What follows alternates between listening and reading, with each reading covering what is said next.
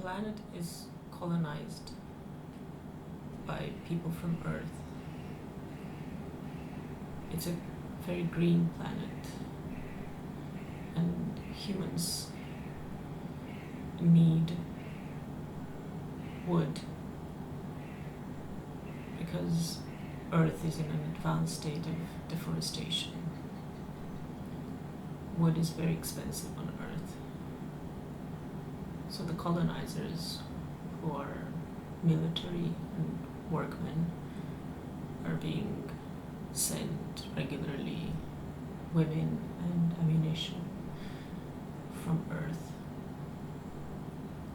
And they send back trees that they have cut.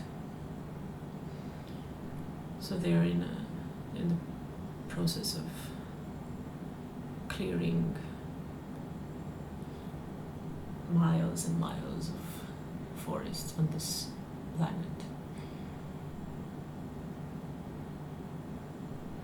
This planet is inhabited by some sort of distant cousins of human beings who are tinier and covered in fur, and who have a very gentle, non-aggressive nature.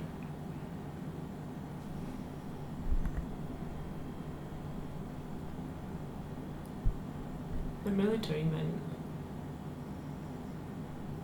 either use them as slaves or drive them away deep into the land, deep into the forest. An anthropologist eventually connects with one of these.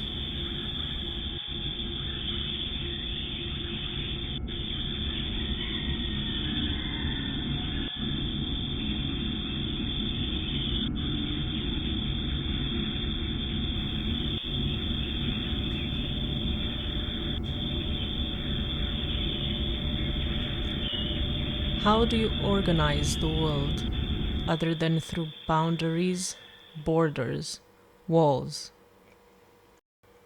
Sacred spaces keep away all those who do not respect them. They punish. Sometimes they do not warn. It was made impossible for us to meet those who might have taught us about the land. We now try to think through the idea of forest. The concept is not object, but territory. The creation of concepts calls for a future form, for a new earth and people that do not yet exist.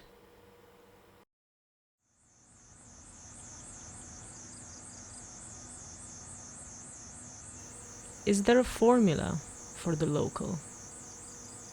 The question arises amid the illusion of homogeneity. People think that by saying the same words, they mean the same thing, or have access to the same things. In extraction economy, we say nature.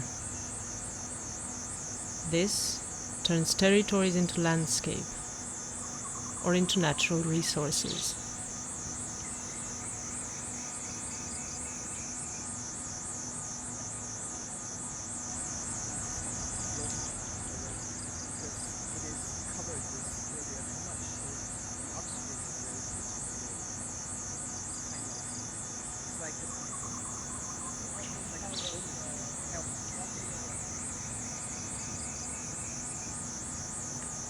The illusion is that the world is one.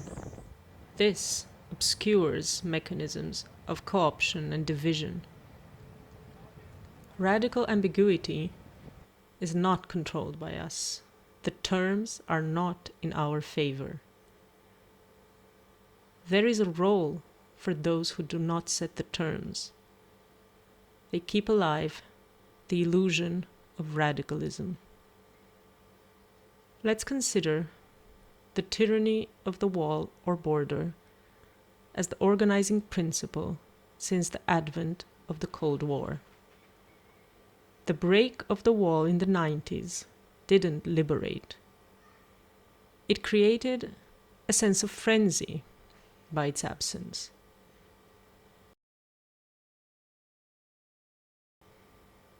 The construction of the world through mediated TV images was used as an apparatus to capture the frenzied mind from physical prisons and into the mediated ones, in search of the pornographic imagination of liberation.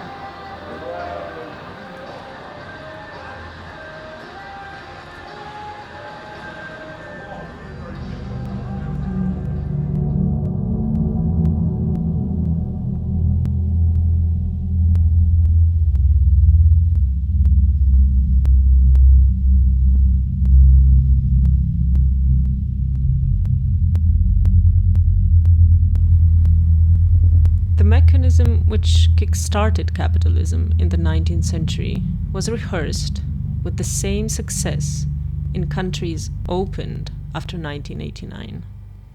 People were fragilized.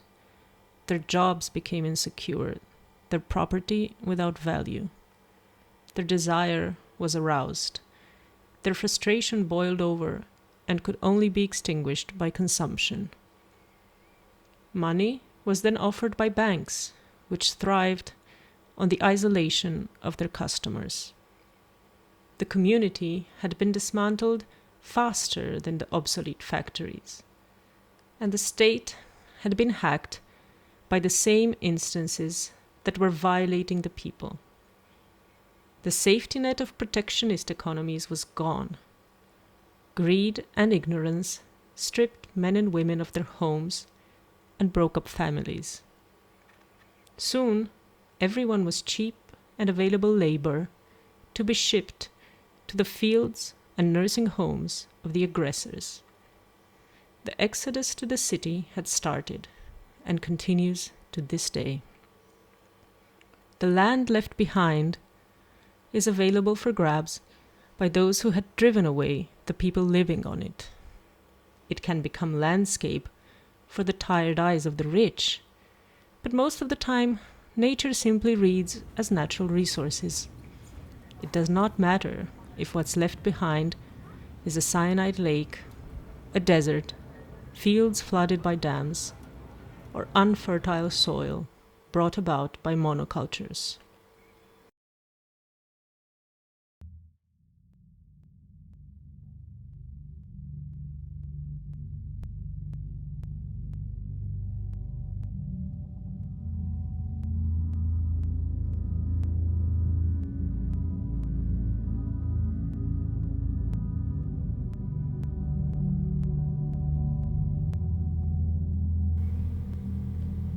Losing your land is nothing else than losing your mind.